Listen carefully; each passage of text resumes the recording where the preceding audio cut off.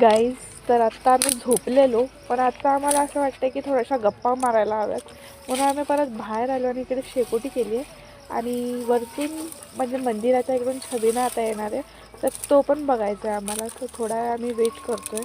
तो आत्ता खूप मंदिराजवळच आहे, किती वेळ लागते वगैरे बघूया. मग आत्ता आम्ही इकडे आता शेकोटी करतो आहे. ऐशी करते तयारी. सो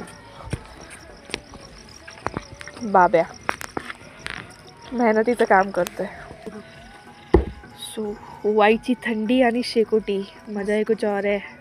वरतून आता आला आहे छबिना. छबिना म्हणजे आमच्या इकडे पालखी बोललं जातं. तुमच्या इकडे काय बोललं जातं याला नक्की कॉमेंटमध्ये सांगा.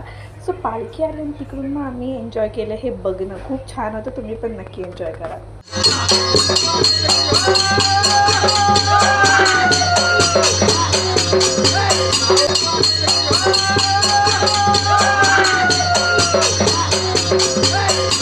मस्त देवाचं दर्शन झालेलं आहे. आता नवीन ब्लॉगमध्ये भेटूया लवकरच. तोपर्यंत बाय बाय.